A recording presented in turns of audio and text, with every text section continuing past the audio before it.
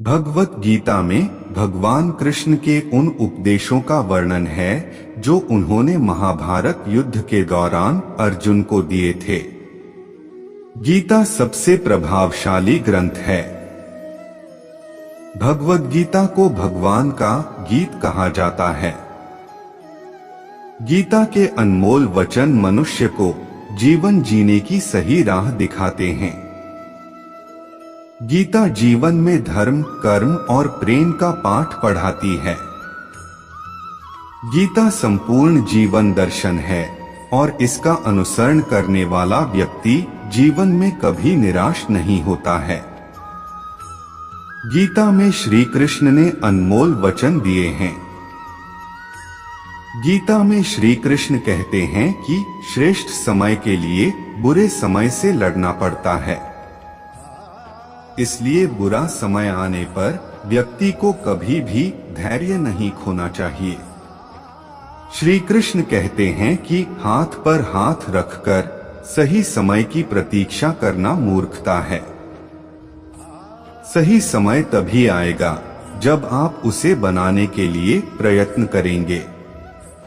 गीता में लिखा है कि केवल डरपोक और कमजोर लोग ही चीजों को भाग्य पर छोड़ते हैं, लेकिन जो मजबूत और खुद पर भरोसा करने वाले होते हैं वे कभी भी नियति या भाग्य पर निर्भर नहीं रहते।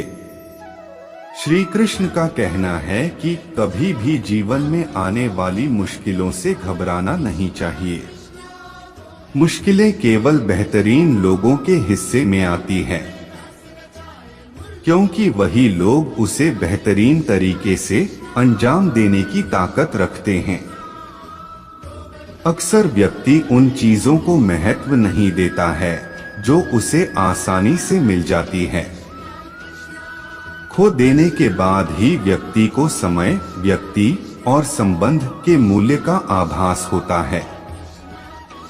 श्री कृष्ण कहते हैं, शरीर नश्वर है पर आत्मा अमर है।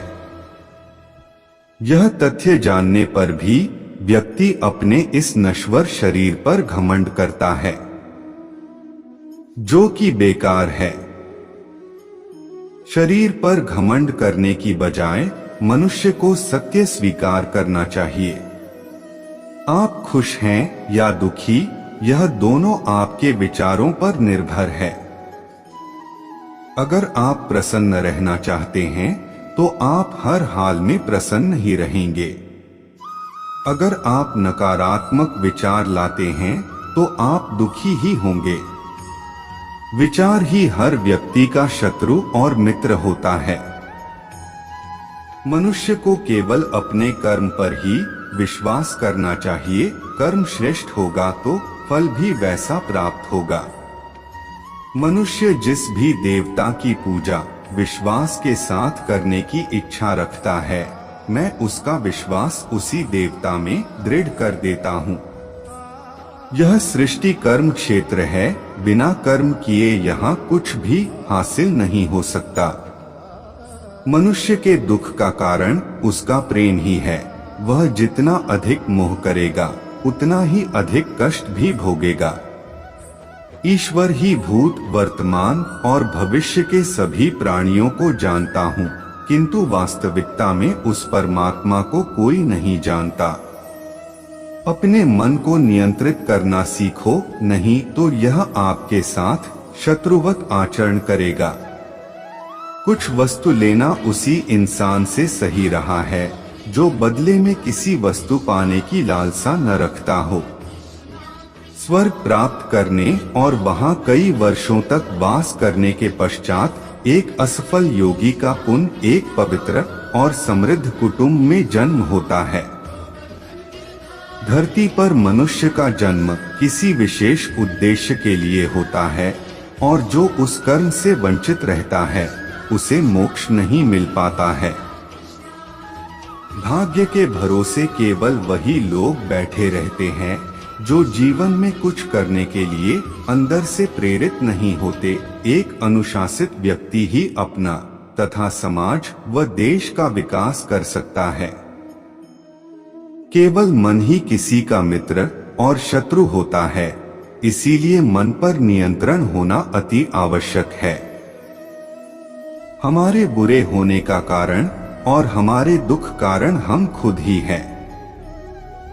कोई भी दुख इस संसार में इतना बड़ा नहीं है जिसका कोई उपाय न हो, लेकिन मनुष्य प्रयत्न ही नहीं करना चाहता, वह जल्दी ही हार स्वीकार कर लेता है।